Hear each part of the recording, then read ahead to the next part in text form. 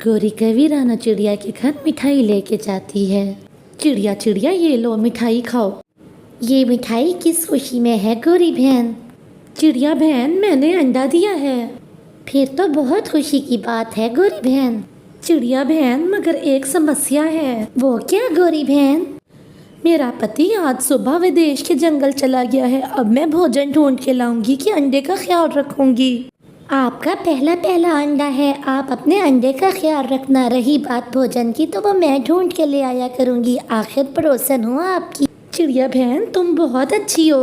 फिर गौरी कवि अपने घर लौट जाती है।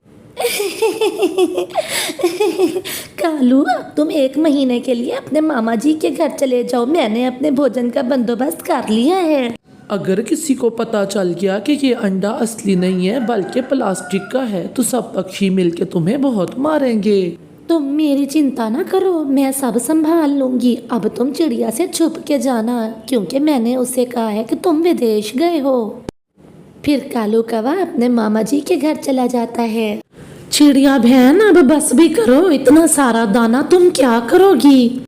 मुझे गौरी के लिए भी दाना लेके जाना है क्योंकि उसने आज अंडा दिया है और मैंने उससे कहा है कि वो अपने अंडे की रक्षा करे। भोजन मैं उसे ला के दिया करूँगी। अगर ऐसी बात है तो मुझे भी गौरी की मदद करनी चाहिए। फिर चिड़िया गौरी के पास चली जाती है। ये लो गौरी भोजन खा लो, आज सूखा दाना ही मिला है। वो तो ठीक है चिड़िया, लेकिन आज मेरा मीठा मीठा फल खाने का दिल कर रहा था। गौरी बहन आज आप ये खा लें, कल मैं आपके लिए मीठा फल लेके आऊँगी। ठीक है चिड़िया, तुम बहुत अच्छी हो, तुम कितना ख्याल रखती हो मेरा। अरे ये क्या, इस पेड़ पे तो मीठा अमरूद लगा हुआ है, लेकिन मैंने तो पेट भर के भोजन खा लिया है। ऐसा करता हूँ ये अमरूद मैं गौरी कवि को दे आता हूँ, बेचारी अंडे पे बैठ बैठ कर थक गई होगी। फिर मिठू तोता वो अमरूद उठा के गौरी कवि को देने चला जाता है। गौरी तुम सोई हुई हो, अपने अंडे पर बैठो वरना तुम्हारा अंडा खराब हो जाएगा। ठीक है मिठू, ये बताओ कि इतना पका हुआ और मीठा अमरूद तुम मेरे लिए लेके आए हो? हाँ, ये अमरूद मैं तुम्हारे लिए लेके आया हूँ। मुझे चिड़िया ने बताया है कि तुमने अंडा दे रखा है। आप सब कितने अच्छे हो, मेरे अंडे की आप सबको कितनी चिंता है। फिर मिठू तोता वहाँ से वापस आ जाता है। ऐसे ही दिन बीतते जाते हैं। गौरी कवि को रोज कोई ना कोई पक्षी भोजन देता है और रानो चिड़िया रोज गौरी कवि के लिए भोजन लेके जाती। एक दिन लूसी कबूतरी चिड़िया से पूछती है, चिड़िया बहन क्या गौरी के अंडे से बच्चा निकल आया? नहीं लूसी बहन, अगर उसके अंडे में से बच्चा निकला होता तो गौरी बहन यहाँ पर भोजन लेने खुद आ जाती।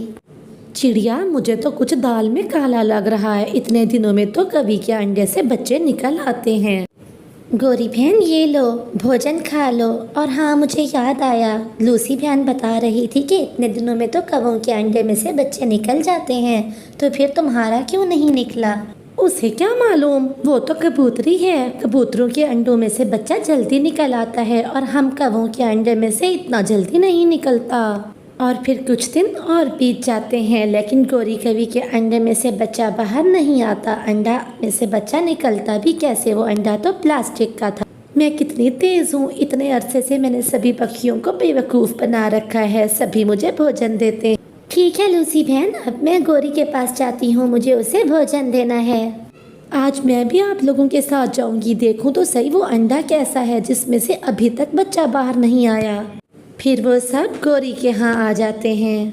ये लो गौरी बहन दाना खा लो, और हाँ जब तुम्हारे अंडे में से बच्चा बाहर आए तो उसे ज़रूर बताना कि उसकी चिड़िया मौसी रोज़ उसे भोजन ला के दिया करती थी। और उसे ये भी कहना कि उसका मिठू मामा भी उसकी माँ के लिए रोज़ भोजन लाया करता था। आप सभी बहुत अच्छे हैं, आप लोगों ने इन दिनों में मेरा कितना ख्याल रखा है। अगर आप ना होते तो न जाने में क्या करती। गौरी बहन जरा अपना अंडा तो दिखाना, देखो तो सही अंडा स्वस्थ भी है कि नहीं। नहीं, मेरा अंडा बिल्कुल ठीक है, मैं ऐसे हाथ नहीं लगाने दूंगी, ऐसे हाथ लगाने से मेरा अंडा टूट भी सकता है। लेकिन लूसी आगे बढ़ती है और गौरी उसे धकेलती है। इस दौरान अंडा गिर जाता है, वो तो उछलने लगता है। प्लास्टिक का है ये अंडा। तुमने हमें बेवकूफ़ बना लिया गौरी की बच्ची, हम तुम्हें छोड़ेंगे नहीं। चिड़िया तो चिड़िया, इस बार तो मैं भी बेवकूफ़ बन गया। पीछे पीछे पीछे देखो, अपने पीछे देखो। जैसे ही वो पीछे देखते हैं गौरी कवि वहाँ से भाग जाती है और अब गौरी कवि आगे आगे और मिट्ठू और चिड़िया उसके पीछे पीछे। वो उसे पूरा जंगल घुमाते हैं। इस तरह से गौरी को अपने किए की सज़ा मिल जाती है।